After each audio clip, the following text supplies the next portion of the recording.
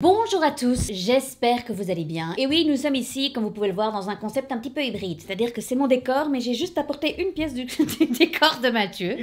Mathie est derrière la caméra aujourd'hui. Ça va s'inverser. Parfois Mathie sera ici, parfois je serai là. Vous avez compris le concept, je crois. Les vacances sont finies, c'est la rentrée, on est retourné à l'école, on est retourné au boulot. C'est important de reprendre les bons réflexes. Abonnez-vous les gars. Aujourd'hui, clairement, vous allez en apprendre un peu plus sur nous, les petits curieux.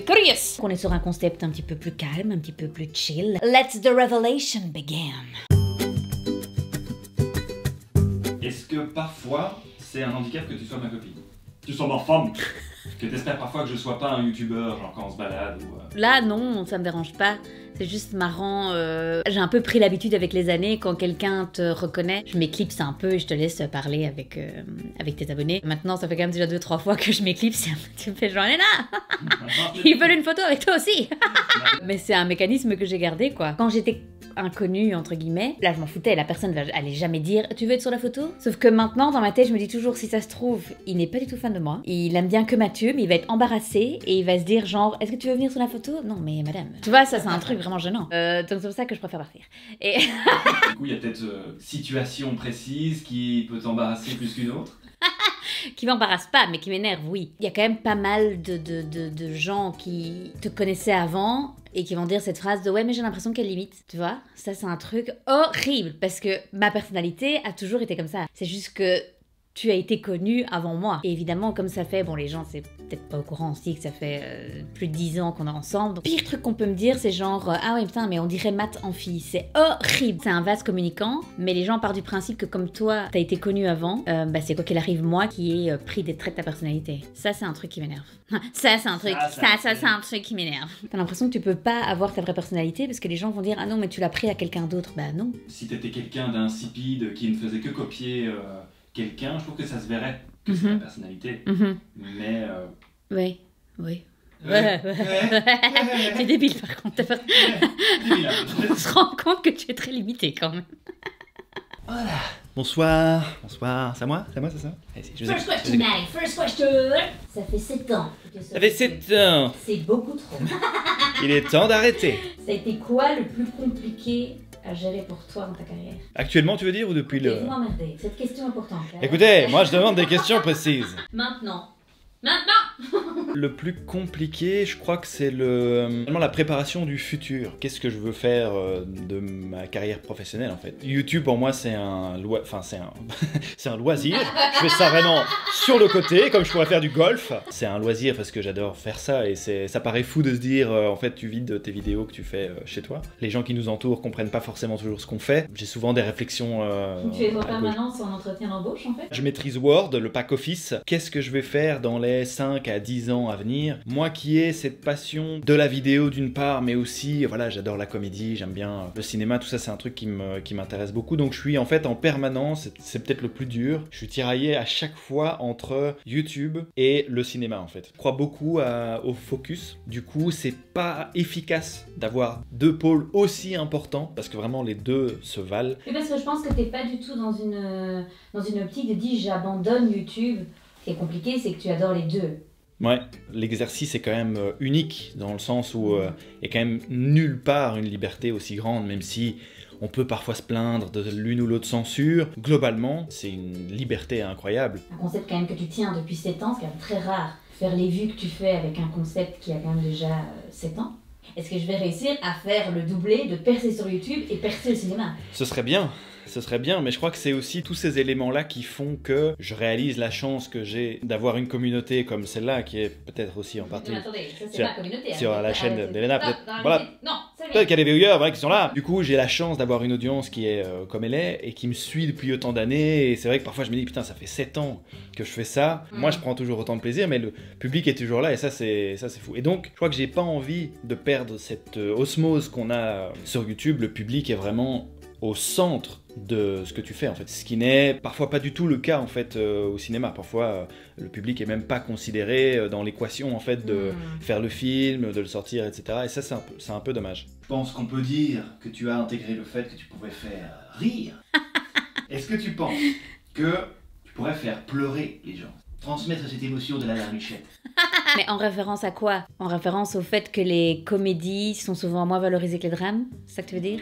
Tu peux faire ce parallèle, ouais. Alors que moi je trouve que c'est plus difficile de faire rire que de faire pleurer. Dans une salle de cinéma, généralement face à la mort de quelqu'un ou face à une situation triste, les gens vont quoi qu'il arrive réagir, même s'ils vont pas tous pleurer, mais ils vont être bouleversés ou parfois mal à l'aise. Ou... Par contre rire, il y a que deux options, tu ris ou tu ris pas. Dans ma vie généralement, c'est un peu mon problème, c'est que je suis très positive, mais parfois j'élude un peu trop la partie négative. Je veux pas ressentir de trucs négatifs. Sauf que dépendant des périodes, parfois ça te prend comme ça, et si t'es pas habitué à gérer cette partie, ça peut être compliqué. La dualité du monde fait que le bien n'existe que par le mal. S'il y a que le bien, t'es incapable de faire la différence. Donc quand je dois rentrer dans une émotion négative, si je devais faire transparaître ça, j'aurais peut-être un peu plus difficile. En tout cas, c'est pas un truc qui m'attire, quoi. Ça, c'est parce que tu fais le parallèle avec le cinéma. C'est parce que je fais parler avec le cinéma, oui. Mais... C'est vrai que c'est pas ta question. Après 5 minutes, réponds pas du tout à la question.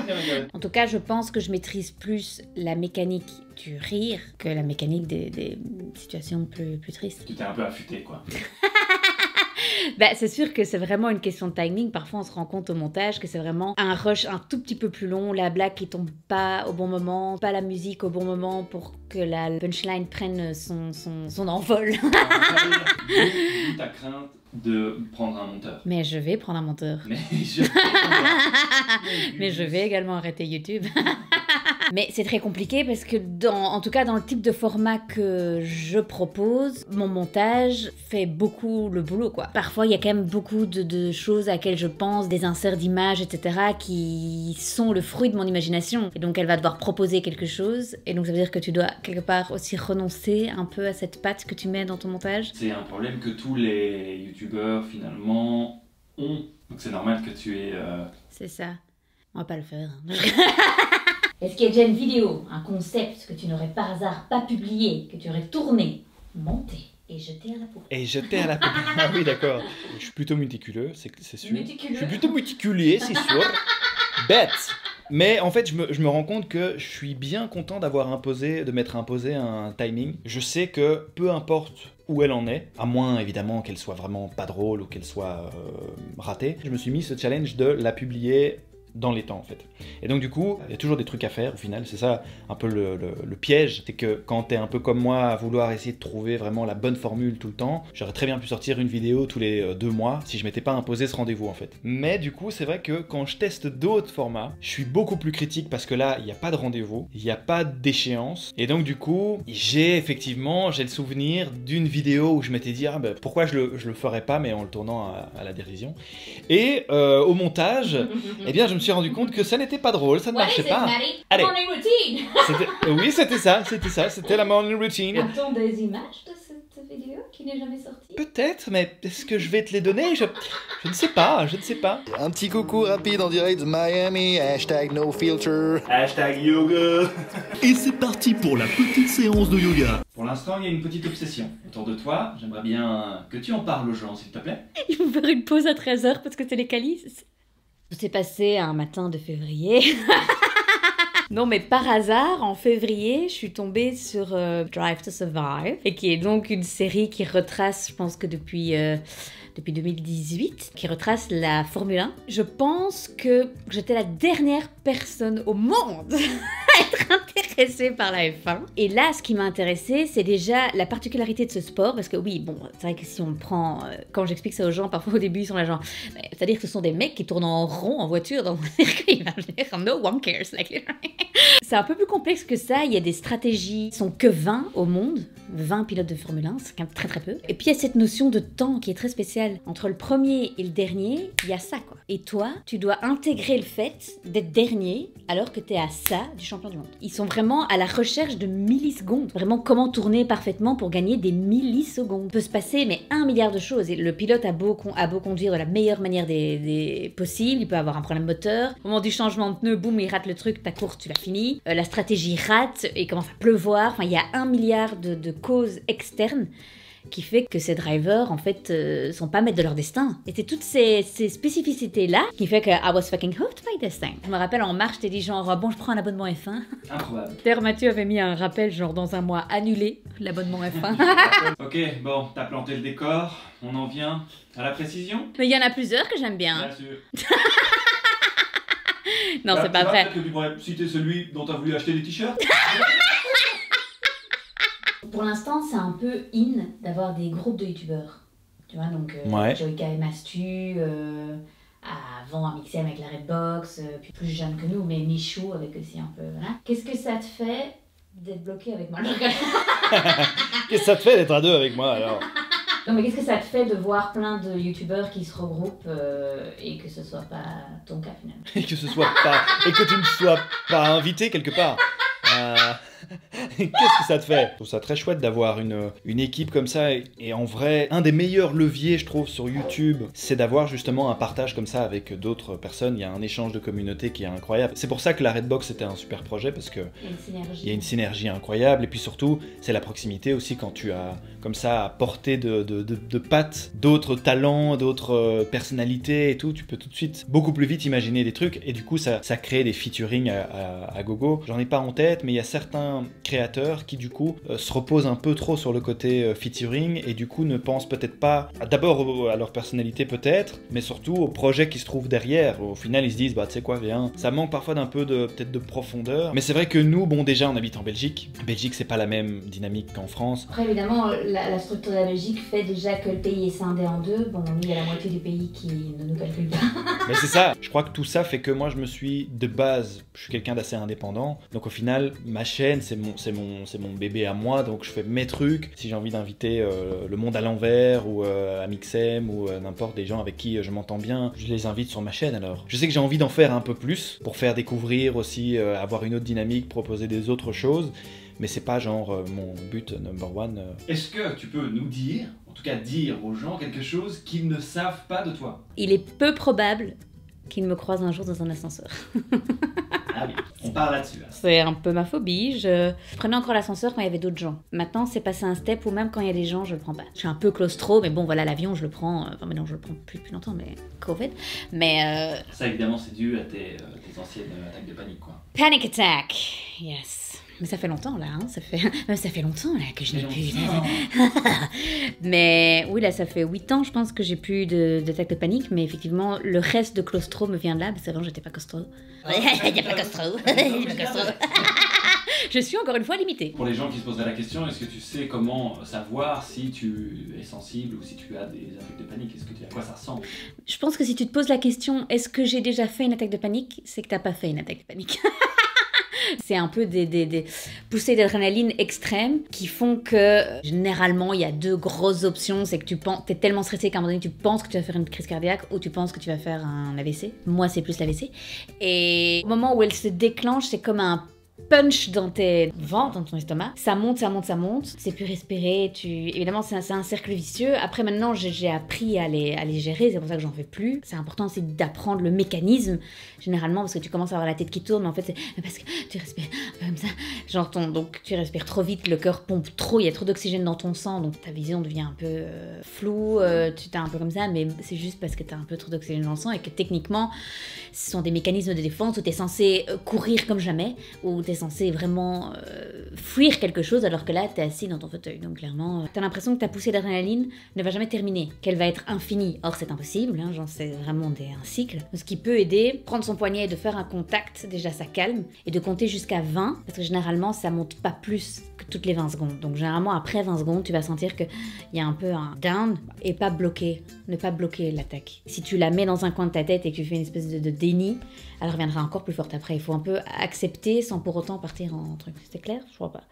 Mais j'en fais plus. Mais toute ma vie, je serai un peu à risque. Parce que quand je suis dans une situation de stress, mon cerveau est programmé à dire « Attends, qu'est-ce qu'on fait là ?» Genre, elle commence à respirer fort, son cœur bat vite. Est-ce qu'on est en attaque de panique? Après, je suis toujours quelqu'un d'angoissé. Mais en fait, c'est ça qui m'ennuie un peu avec cette histoire d'ascenseur. Parce que à la base, c'était pour ça qu'on en parlait. Parce que généralement, je cède pas à mes paniques. J'y vais, j'ai peur, mais je le fais. Et ça m'embête d'avoir perdu l'habitude et de maintenant être en mode genre, on arrive dans un hôtel, je dois prendre l'ascenseur, est-ce qu'il y a un escalier? Genre ça, c'est un problème quand même. Et ça, après, les gens disent, enfin, c'est débile, genre, mais oui, c'est débile. Oui. Mais par contre, je peux toucher une araignée, j'ai pas de problème. Tu n'es pas hyper présent sur les réseaux. Tu n'es pas quelqu'un qui poste tous les jours des posts sur Insta. Pourquoi? Pourquoi? Non, c'est une bonne question et c'est vrai que je suis également tiraillé entre... Je trouve que dans notre métier, c'est hyper important d'être présent. Quand il y a un nouveau réseau, t'as l'impression qu'il faut tout de suite être dessus. Moi, par exemple, je suis pas sur TikTok et c'est vrai que je me pose parfois la question si je fais pas une connerie en n'y étant pas, par exemple. Mais d'un autre côté, je me dis, bah en fait, j'ai rien de spécial à raconter sur TikTok, du coup, j'y vais pas. Réflexion devrait peut-être avoir un peu plus de personnes. Par exemple, j'adore Instagram, je crois que c'est mon réseau favori. Franchement, il y a parfois des moments où je me dis, ouais, ça fait un petit temps que j'ai rien mis, ou que j'ai pas mis assez de posts. Ok, mais tu vas mettre quoi en fait? Tu vas mettre quoi comme photo? Tu vas faire quoi comme story? En tout cas, nous sommes des gens qui nous posons extrêmement beaucoup de questions avant de poster un contenu. On peut le dire. Poser un peu moins. Ouais, c'est vrai, mais c'est parfois un défaut parce que bon, parfois il y a des choses qui peuvent être très simples et très chouettes à partager. Mais ça me fait penser à autre chose, c'est dû aussi au Covid, c'est le fait de ne parfois pas faire grand chose en fait, d'être bloqué chez soi, tu taffes, tu fais des trucs très chiants en fait à montrer et que tu sais pas partager en fait. Twitter, c'est pas un réseau finalement que je trouve très feel good en fait, et donc du coup, ben j'ai pas envie de me raconter ma vie sur un réseau que je trouve un peu toxique quoi. Comment est-ce que tu te sens après, maintenant cette année et demie de Covid? J'ai l'impression que c'est plus difficile maintenant qu'au début. Déjà parce que au début on était un peu dans une dynamique touchons du bois, il n'y a personne, nous on n'a pas été touchés, notre famille n'a pas été touchée. Donc face au nombre de familles endeuillées, les gens qui avaient perdu leur boulot, les gens qui ne pouvaient plus exercer, nous c'est vrai qu'on avait la chance d'avoir un métier qui n'a pas été impacté. En fait au début il y a plein de raisons qui font j'ai pas le droit en fait d'être affectée. Parce qu'il y a tellement pire que voilà, moi je dois rester un peu dans ma bulle. En plus bon faut pas oublier que j'avais sorti ma chaîne en avril 2019, en janvier 2020, le monde change, donc j'ai une chaîne Covid. L'agenda de 2020 a été chamboulé parce que j'avais quand même prévu pas mal de trucs en dehors du studio ici, que j'ai toujours pas pu faire un an et demi après d'ailleurs. Il y a évidemment des bons contenus qui sont sortis du truc, genre la quarantaine des princesses de Disney, une vidéo qui a super bien marché, mais qui a pris évidemment son inspiration dans la situation qu'on vivait. C'est un peu paradoxal, mais le fait d'être partie en Corse, donc d'avoir quand même eu des... Enfin bon, Corse c'est pas vraiment des vacances, mais évidemment quand t'écris c'est hyper chouette. Quand j'ai écrit mes scripts, évidemment j'étais là genre, j'avais plein de choses à me mettre sous la dent, tu vois. Pareil quand on a fait le break en Italie et en Suisse, quand je suis revenue, j'ai écrit un ce qu'on vous a jamais dit sur les marques de luxe et je sentais que c'était bon. Les gens vont dire, bon, à partir du moment où tu pars en vacances, ton esprit se libère. Après, la seule différence, c'est qu'ici, je ressens très vite l'envie de repartir parce que j'ai l'impression qu'on va me prendre quelque chose. J'ai l'impression qu'on va m'enlever un truc. Et surtout, j'ai besoin de faire des choses. Il y a une partie de ma chaîne qui repose sur les récits de mes histoires, de mes aventures, de mes trucs comme ça. On dira, mais demain, en fait, tout va être bloqué, on va nouveau être ici, je pourrais rien vivre. Donc tu vis un peu un enfer. Oui, je vis un peu un enfer. Non, mais en tout cas, genre, j'ai senti que ma créativité est beaucoup plus comme ça. Dis-nous quelque chose sur toi que les gens ne savent pas. Après 7 ans d'exposition, je suis pas sûr de trouver quelque chose. Oui. Oui, voilà, j'aime beaucoup en fait le MMA. C'est un truc que je suis beaucoup. J'aime beaucoup la bagarre. J'aime beaucoup la bagarre, tout ce qui est, tu vois, se taper dessus. J'aime bien l'UFC par exemple. L'UFC, c'est ce que je suis le plus. C'est l'organisation la plus connue, je pense. J'ai quand même mal au ventre. À chaque fois que je vois ces combats, je me dis quand même genre, mais what's the point? Ouais, c'est violent. Ouais, c'est violent. Ouais. On se demande en fait. C'est compliqué. Ouais. Bon, après, je pense qu'on peut se dire ça pour tous les sports. Pour plein de sports, ouais. Tu cours après un ballon, bon. Voilà, c'est ça. Donc, voilà. À quoi bon? Quand même, 150 millions, pas qu'on se fait, tu vois. Plus de questions là? C'est fini. Très bien, je disparais. Voilà, c'est la fin de la vidéo. J'espère que ça vous a plu, j'espère que vous en avez appris un petit peu plus sur nous. Voilà, on était un petit peu plus posés, on était un petit peu moins dans la fanfaronnerie, j'ai envie de dire. À très vite. Ciao, ciao.